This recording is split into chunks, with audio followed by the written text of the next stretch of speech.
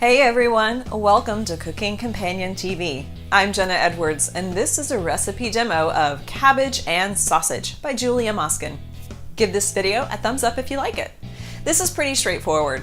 Roast sausage with boiled, chopped cabbage for a couple of hours, and you end up with a hearty, buttery concoction, and there are a number of ways to change things up each time you try it. First, let's talk about the sausage. You can buy link sausage and remove the casings like you see me doing here. I don't know why the recipe says to do this, because the sausage doesn't fall apart during cooking.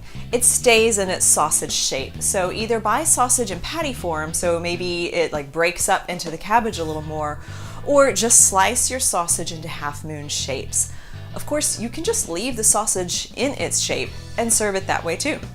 You'll need 2 pounds of it, so have fun mixing a couple flavors or a few flavors together. I've got basic bratwurst and andouille.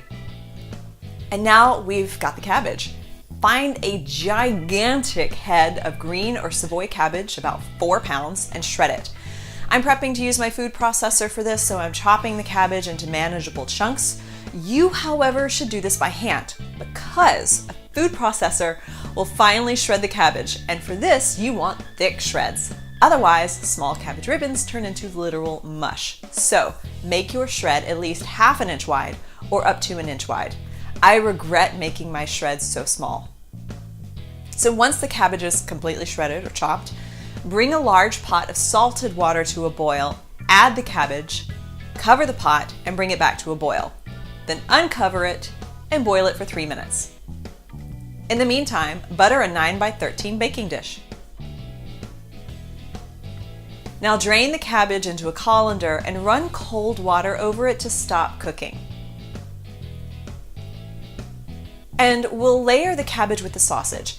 Ideally, you'd use 1/3 of the cabbage on the bottom and then half the meat. Sprinkle with salt and pepper and dot with butter, which you get to decide how much a dot is, and then repeat with another layer of 1/3 of the cabbage, the second half of the meat, a few more dots of butter, and top with the final layer of cabbage, again dotted with your choice of butter.